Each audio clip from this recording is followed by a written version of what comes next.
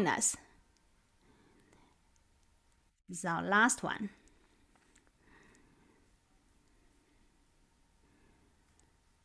Almost ready. Okay, so we've got Eddie coming in. One more person. Here she is.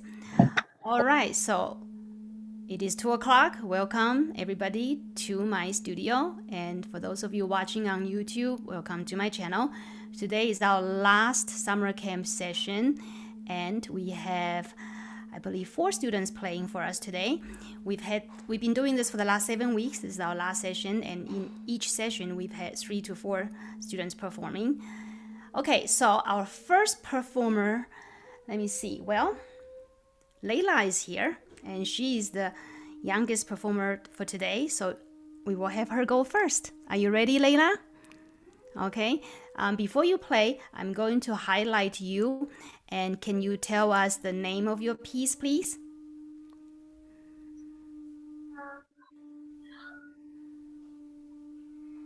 Don't Get It Twisted.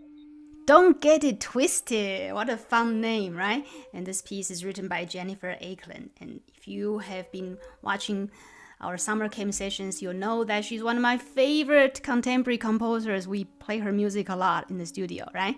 Okay, off you go.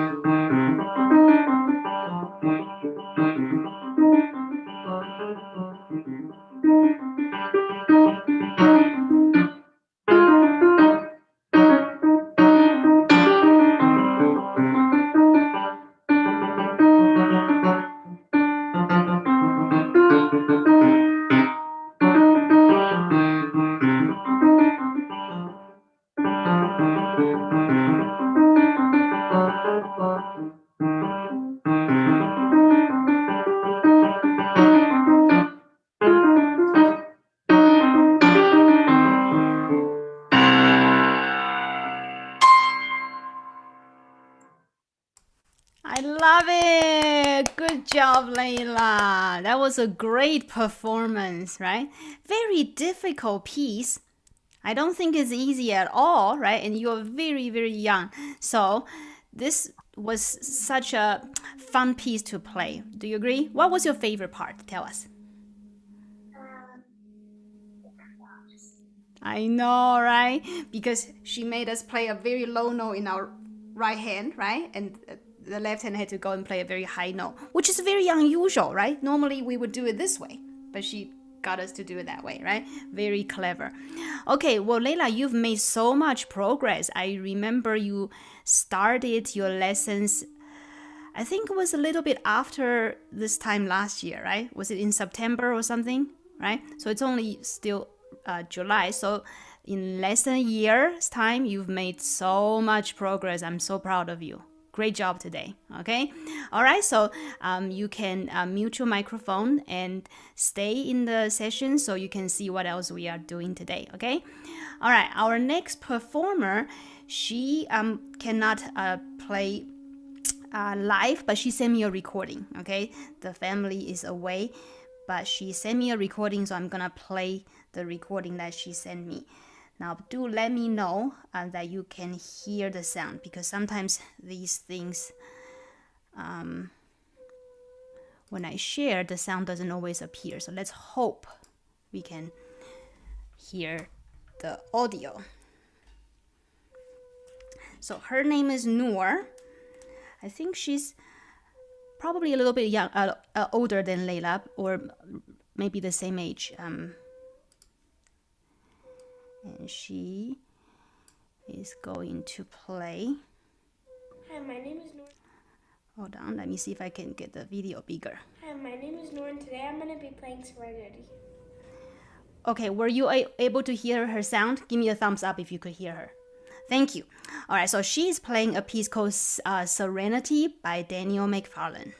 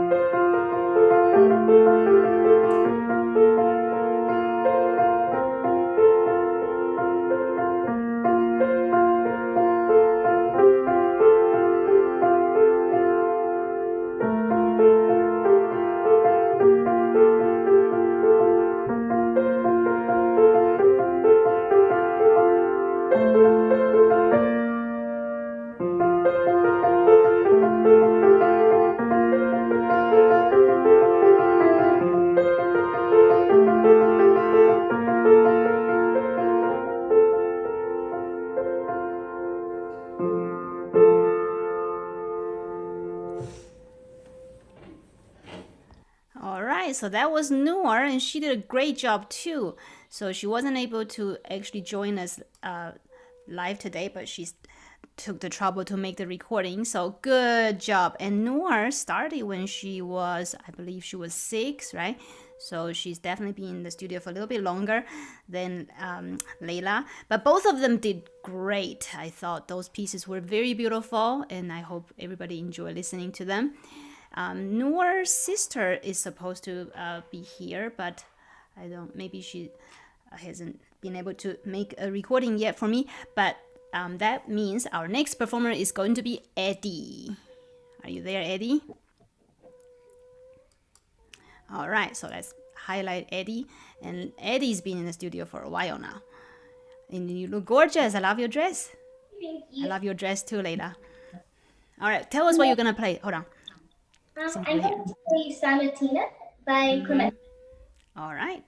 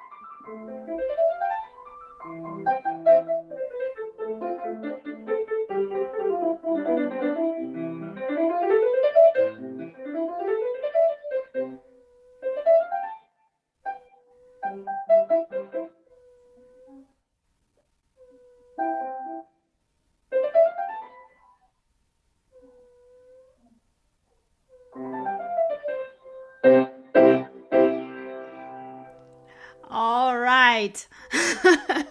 Good job, right? These sonatinas always trick us, right? So you missed that transitional part where it would have led you to a different ending. And because you missed it, it was hard to continue. But you still found a chord to play, right? So you got to the end. So anyway, thank you for playing, Eddie. But that's why I want to do these mini recitals, so we all become experienced more and more, right? Performing for people that we are not we do not see often, right? So anyway, I'm still happy with you, Eddie. Okay. All right. So we're gonna get on with the rest of our cam session, but it is completely okay if we don't always give our best performance, because we all want to give our best performance. That doesn't always happen, right? But life goes on, right? We learn from our experience, so it's completely fine. Okay. All right. So today our topic for discussion is music theory, right? Now, most of you here today are relatively young, so this may be a little bit tricky for you, but if you stick around, right, long enough, eventually you all have to learn these fundamental principles. Okay, so hopefully I know Pierce is still in the room, right? Definitely Pierce and Eddie, I think these would apply to you guys. For Layla, this is a little bit advanced for you, and definitely for Roja, for Sachin, Roja's his mother's name. I see the name on the screen. For Sachin, this is definitely very advanced. But I'm glad you're here today, Sachin. So, what is music theory? Does anybody want to tell me? What does the word music theory really mean?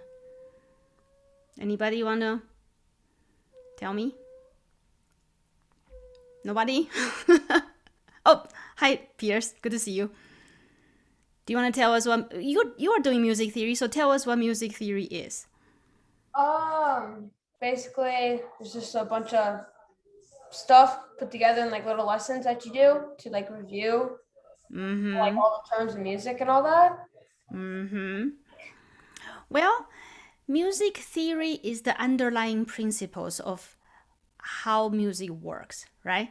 So there are many components of music theory, right? Reading, of course, notation, right? Listening, right, is part of music theory, right?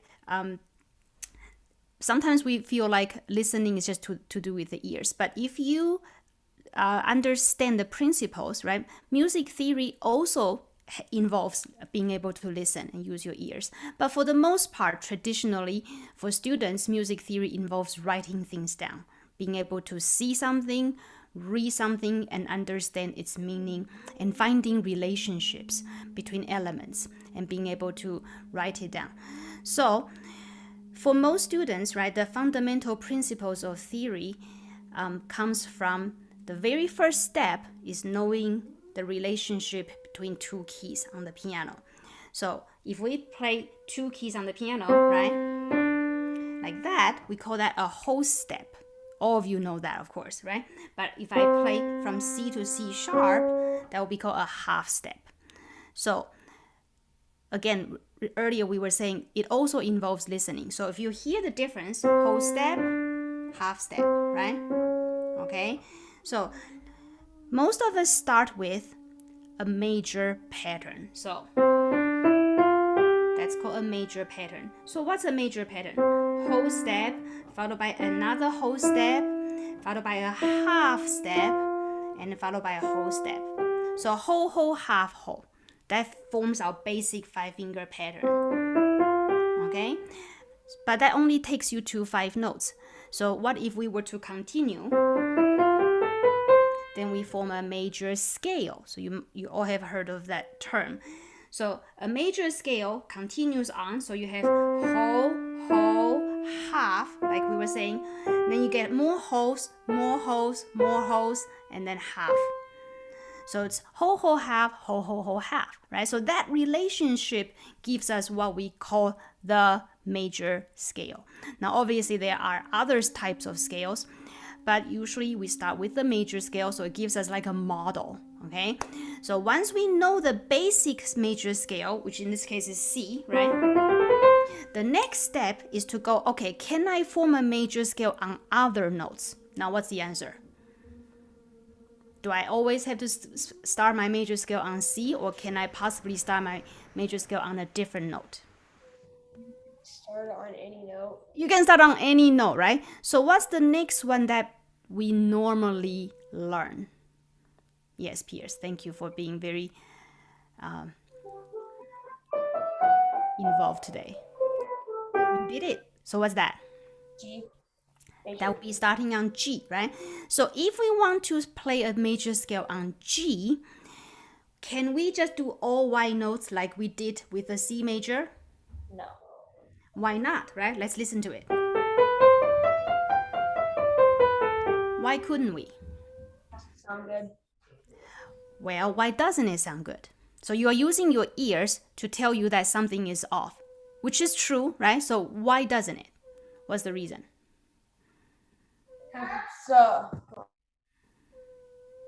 It's I don't know. Okay, well, remember we were saying about relationship, right? So it all comes down to the whole step or half step. So remember the pattern was whole, whole, half, whole, whole, whole, half. So if you want to stay true to that relationship, there's your whole, whole, half, whole, whole. Now, in order to get another whole, which is what you need, you can't play F. Because if you play F, that doesn't give you the whole. You need the F sharp. You need a bigger gap, right? In order to stay true to that relationship we found earlier. So that's why you need the F sharp. So by making that into a sharp, your last interval is going to be a half, which is what you want, right? Whole, whole, half, whole, whole, whole, half. Do you see? So if you know that, you can play a major scale on any note and just keep tweaking the next note by trial and error, right? At first, if you have never played it before, using your ears to listen to that relationship, whether it's whole or half. But that could take us a while, right? But it's certainly possible. So what's another scale that anybody knows? Anybody want to tell me?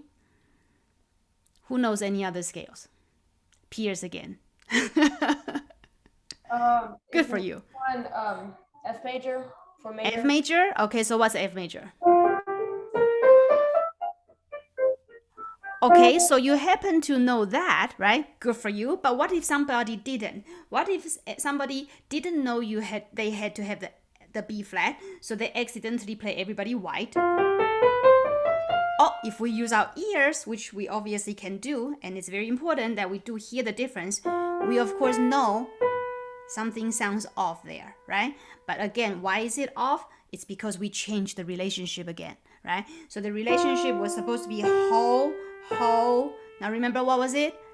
Half, right? After two whole steps, you're supposed to have a half step. So if I don't play anything different with that B, I'm not gonna get my half step. So I have to lower it. There goes my half step.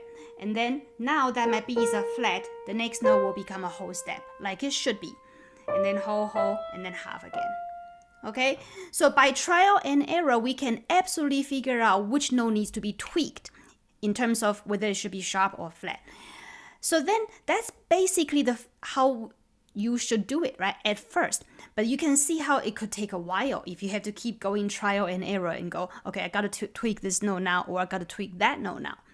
So that is why, right, there is this other thing that can help you, right? So this now I believe will be interesting for you peers, because I don't think we've done this yet. So far you've been very involved, which I'm very happy about. So now let's talk about this circle. So who knows what I'm about to draw? Does anybody know the name of the circle I'm about to draw? Are you still there, Eddie? You should know this circle. Is it a scale? So what's the name of the circle I'm about to draw?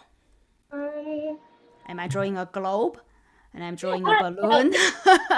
Am I drawing a pizza, a cake, cookie? What am I drawing? Am I drawing a smiley face? Well, I'm not sure of the name of it, but it kind of shows you like what scales have sharps and stuff. Oh, of course you know the name. It's called Circle of Fifth.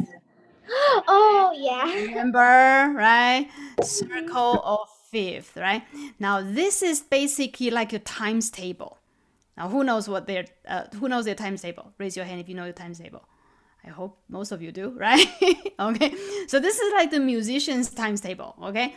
So if you know your circle of fifth, then any theory you ever have to do for the rest of your life is easy. But if you don't, then of course it's like if you don't know your times table, then it's very hard to go on and do multiplication and division and algebra and calculus, right? It's basically impossible. So this is fundamental, okay? So The way the circle of fifth works is that, again, we start with C major. Since C major has just one note. Now remember we were saying that the relationship, it was whole, whole, half, whole, whole, whole, half, right? So by keeping that relationship, you can find any major you want. But it takes a long time to keep figuring out the relationship and trying to tweak this note or that note. So eventually, right, then this becomes something that is going to be very useful. So you can find the next one quicker. So the way the circle of fifth work is that you're going to count to 5. So from C, we count up 5. Okay, what note do we get? So we go, what note do we get? G. G. So see, G major doesn't have all white note. G major has one sharp. That's how the circle of fifth works. Then it's just like magic. So you keep counting 5 because it's called circle of fifth. So what do we get next? So you just use your 5 fingers. You go, D. what do we get? We get D, right? Somebody said D. So yep, D major now has how many sharps? 2. See? So you just keep adding one more sharp. And then what do we get next? A. You see? So it's not brain surgery. You just have to keep counting, right?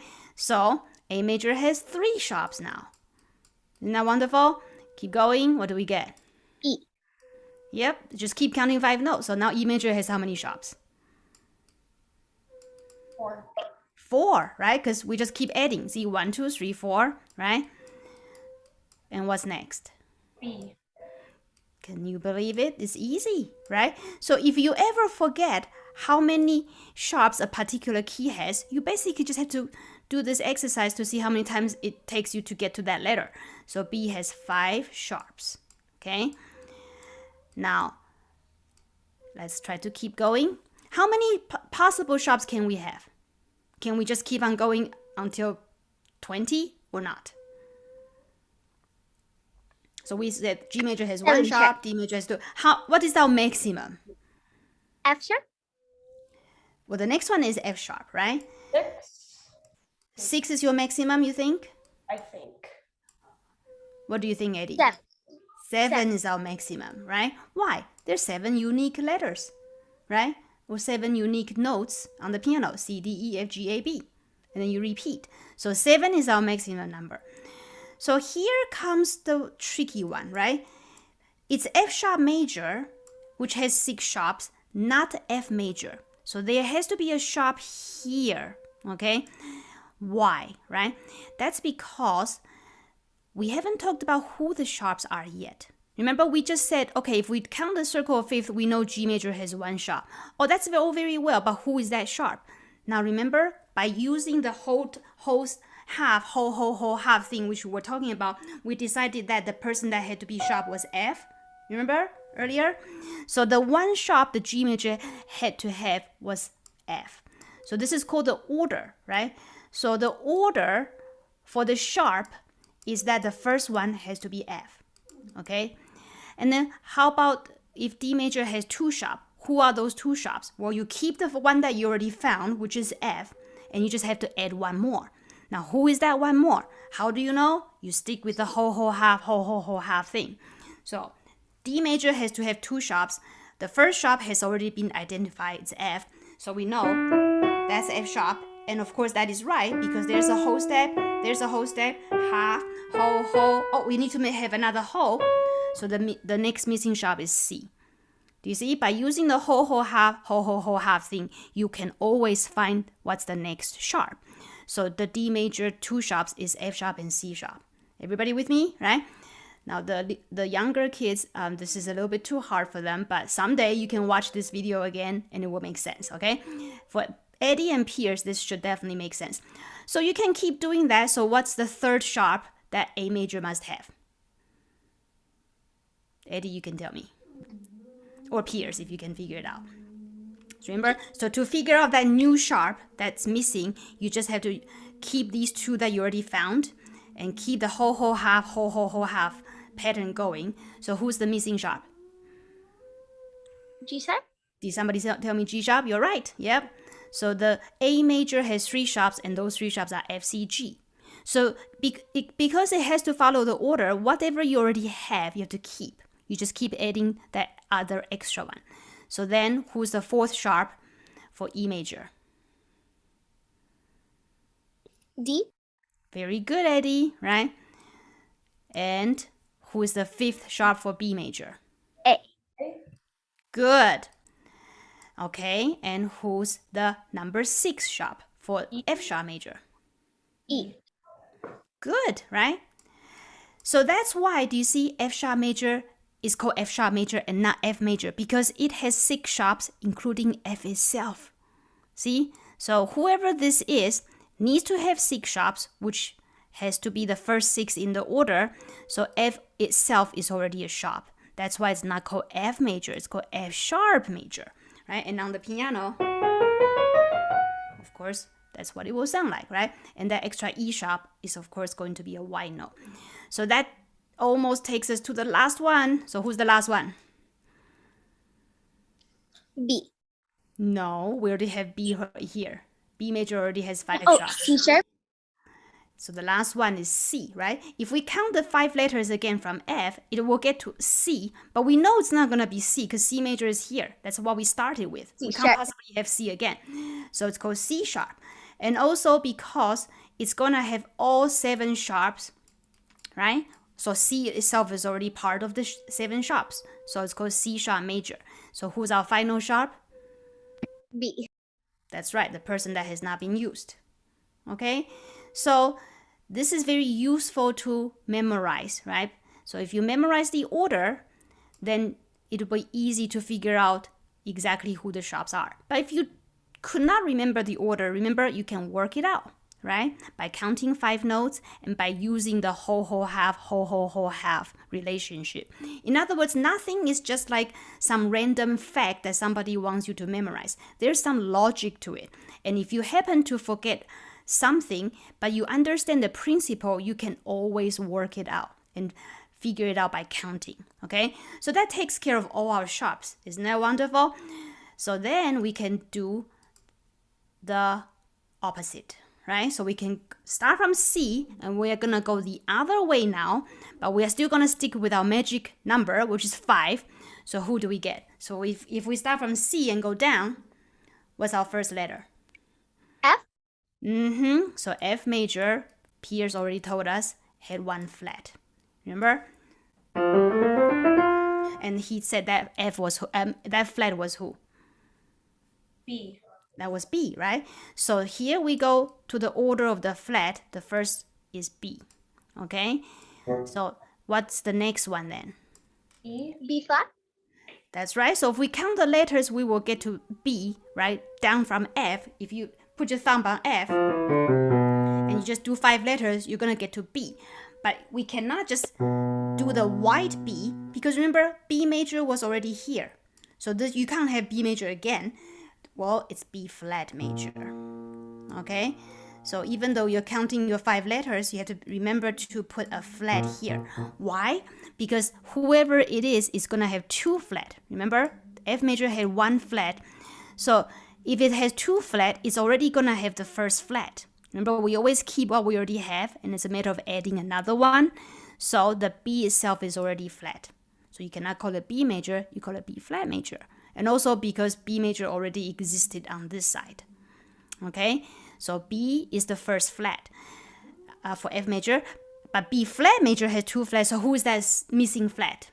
How does anybody know if they never learned the circle of fifth? Well, what did I say? You can work out the missing flat by keeping the relationship.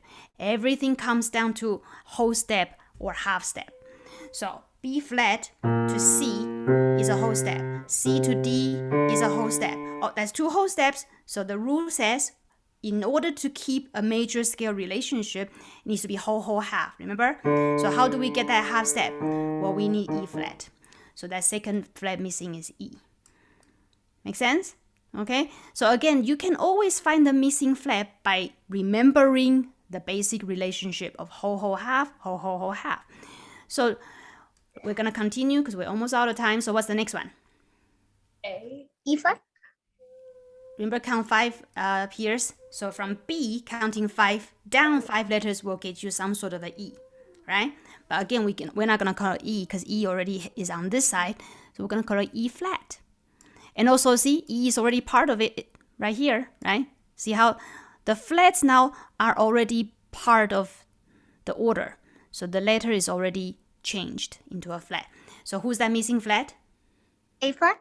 And again, how can somebody figure that out if they don't know? Well, they have to just painstakingly figure the relationship out, right? So they go, if they didn't play A flat, right, they're gonna mess up the relationship. So A has to be flat. So that takes you to 3 flat, right? Keep going, we're almost there. What's 4? A flat. You got it now. So let's go A flat major, and the missing flat is who? E. D, right? Now at this point, right, I want you guys to look at the order of the sharp and see if you see some sort of relationship. Do you see the relationship yet? Yes. You see? So the order of the flat is simply the order of the sharp, but which way? Backwards. Backwards. So really, you only need to learn one of them, and the other one's just backwards. So you can tell, even before we figure out the rest, that the next flat, whoever it is gonna be who? G, right? So just gonna go backwards. And then the next one will be who? C, and then the final flat will be F, right? And then of course, if we can keep going in this part of the circle, so what's the next letter? D flat. So that takes you to 5, right? And then remember the maximum is 7, so keep going. C flat. G flat. G flat will be right. Remember, you count 5 notes always, right? And then what's the last one? C. You got it. But not just C, but C flat, right? Remember, because it's already part of the order. C itself is already a flat. Also, it couldn't possibly be C because C major has nothing. Okay, so do you see? If you know this, look at that. C major has nothing. C sharp major has all the sharps they are that exist in the whole entire universe. And C flat major has all 7 flats that can ever exist. Doesn't that make sense? Right? And then look at this relationship, right? Sharps and flats are backwards. Sharp goes high, 5 notes from C. Flat goes down, so backwards, right? But 5 is your magic number, right? 5 is such a useful number. Many, many things in music use the number 5. Anybody want to give me an example? Well, we have 5 fingers to begin with, right? In each hand. So isn't 5 useful? What else is a 5 in music? So circle of fifth uses 5. We have 5 fingers in each hand. See? What else is 5 good for? A 5th chord. Yep, the 5th chord is a very common chord, right? That is used in a lot of music. So 5 is useful for that. Good. Well, something is also 5. So there's our little circle of fifth again. I'm just going to have to clear this table, but it's a little bit messy. Hopefully, right? This all makes sense to some of you. So what else is 5 useful for? How about our good old music staff? How many lines do we have? 5, right?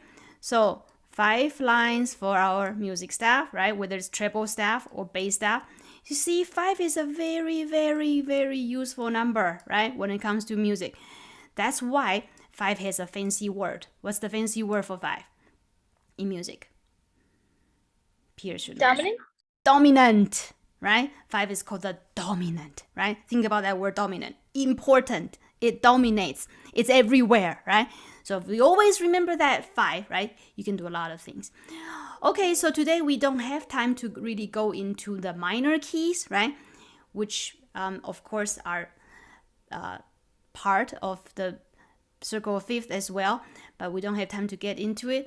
But, you know, I plan to do this on a regular basis. So in the summer, we've been doing it every week, right? So, and every week we try to cover something different. Going forward, I do plan to do this, maybe not on a weekly basis, but regularly, right? So I hope that you have all enjoyed the session. Now, are you still there, Layla? So let's get everybody back in the camera if you're still there, so I can see all of your beautiful faces again. Is she still there? She's not there. Well, you did a great job, Layla, right? All of you did great, right? I'm very happy that you all performed. And I know Piers performed in a different session, and Sachin performed in a different session too. So all of you have done an excellent job, and I'm very happy that you contributed, right, in the discussions, and you were paying attention, and that hopefully you learned something, okay? Oh, there she is. I wanted to say, Layla, you did a great job, okay? This is only your very second recital, I believe, right? The first one was back in the holidays. So you did wonderfully, and you improved so much just even from that second recital. So great job to all. So have a great rest of the day, all of you, and see you next time in your private lessons. Bye-bye now. Bye. Bye.